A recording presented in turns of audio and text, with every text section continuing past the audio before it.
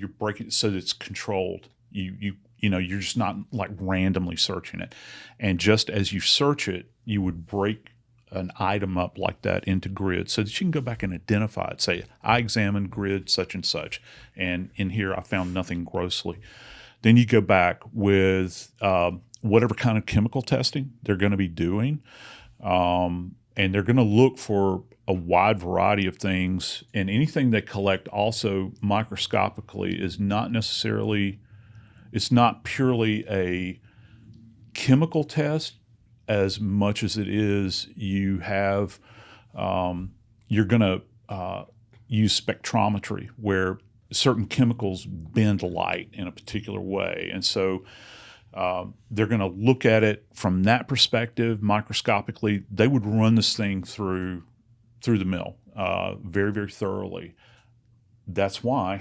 So is this the medical examiner, or is this? That's going to be the state of me. But does the medical examiner take custody of the? Yeah, temporarily you do. And and a lot of people don't understand this. I'm glad I got a chance to kind of explain it. So if a body comes into the morgue and it's fully clothed, the best practice is to, in fact, have a crime scene investigator physically there from whoever the law enforcement agency is that is working the case, okay?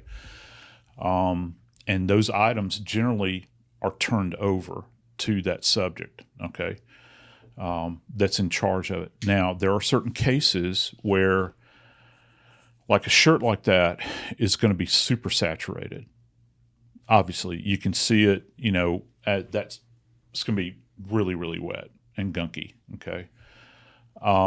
We have what are referred to as evidence dryers. Now, they're not like a tumble dryer. It's like a big box that you literally place something on a hanger and you hang it inside the thing, and there's no humidity in it, and it dries this thing out in place so that it becomes so that any evidence that's on there is manageable and you're not going to lose it. And that's not the medical examiner either. It all depends on the department. Okay. Like if you go to LA, they've got an in-house forensics department there. Okay. Right. So it might have to go somewhere else, and it's going to pass through a lot of hands. So not even state to state, it could be different city, town to town. Absolutely. And it all depends on, what kind of resources. Again, you're talking about bureaucrats, right? Right. So it all depends on, you don't know what their funding is. You don't know, there's a lot of unknowns relative to that.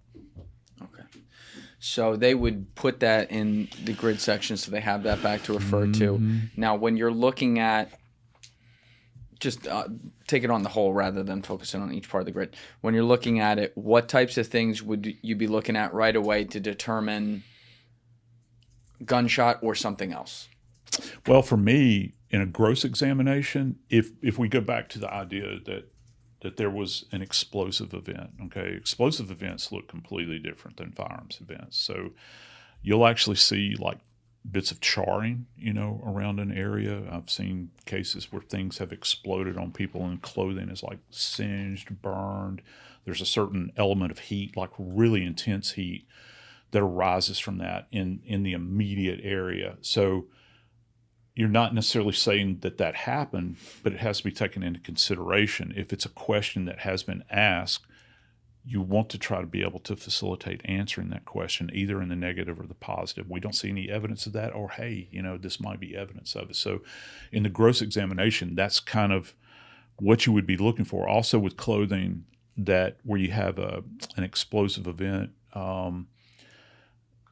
you'll get this kind of fragmentation thing that takes place. So you'll see like little bitty defects in there. If you've got some item that is blowing apart, you'll see little defects that are not they're not necessarily uniform, but you'll see the clothing kind of frayed and torn and that sort of thing.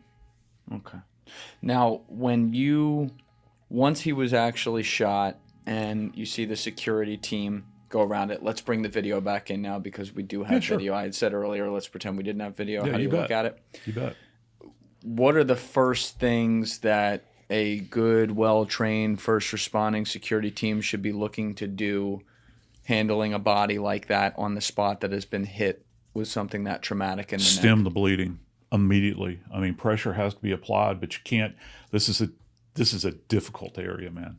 I mean, it's difficult. You don't want to choke them out. No, you don't. Like, because, one of the things, I mean, it's like again, when dinosaurs roamed the earth, when I went through the army, you know, when I went through Army basic training all those years ago, 1824. it was, man. We had those Springfield rifles, man, muzzle loaders. You know, they teach you to apply direct pressure. They do that in any kind of first aid course. The neck in particular is very difficult. You know, how much pressure do you apply in that specific area? But look, if you can't stem the bleeding, all is lost, man. I mean, you're gonna have to stem it, and with an injury or an insult like that, What would you use to stem the bleeding? Your hand? direct pressure, yeah. And if you have, I would assume that if you had somebody that had some baseline medical training, they may try to take a 4x4, which is, you know, the 4x4, you know, kind of bandage thing that you see, and try to plug the hole. Perhaps I mean, desperate times, desperate measures. But, you know, even if you had a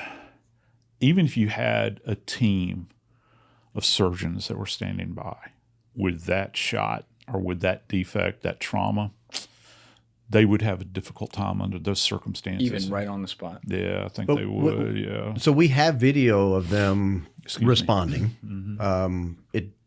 It's difficult to tell what they're doing back there. What would it look like if you couldn't see him and them?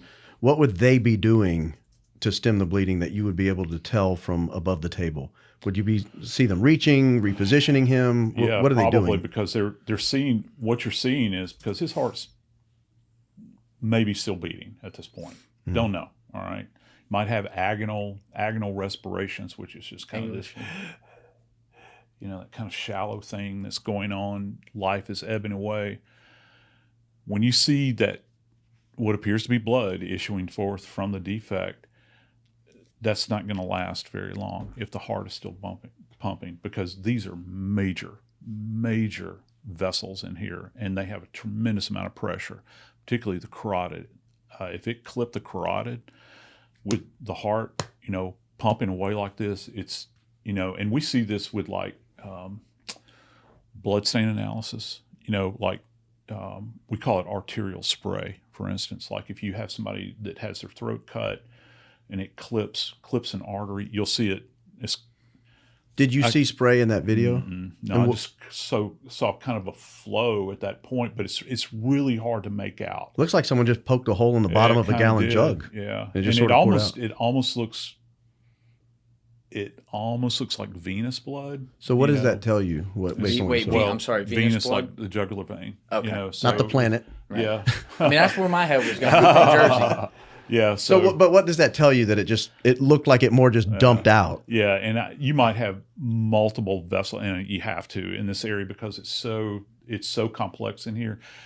Brother, you're going to have multiple structures that are clipped in here because it's so tight. It's like if you ever go into a building, and I'm going to get in trouble for this, but you see like cable that's being run through the wall, you know, and you get into it. If you kind of compare that to vessel structures like that, you go into one, you're going to clip other things, and it's so very delicate. And if we have a fragmenting round, even more so on, particularly when you get, because not only do you have these vessels here, you actually have a blood supply that's very delicate as well. There is a vertebral artery back here too that is deadly. Very, very deadly. Like when people have some kind of neck injury, it's not just the spinal cord that'll be damaged. If you fracture a vertebral body back here, that bone becomes. I've cut myself on bone before in the autopsy room. It'll pass right through your gloves. Done it a number of times, and it's sharp. I mean, you know, our ancestors made weapons out of them. But so it'll actually, that vessel could be clipped as well. But the fact that it just poured instead of spurted. Yeah. What conclusion? Well, just again viewing this image, and it's limited. It's very, very limited. It's not like we've got a tight, high def shot. It looks like venous flow to me. It just does, because it just comes out, and it's not like doing this. So talk to me about the anatomy of where those two are located. Is one in front of the other as you face the say you're you have standing the at Charlie, external you have the external carotid that's right here, and that's the and arterial venous, blood. yeah, that's arterial.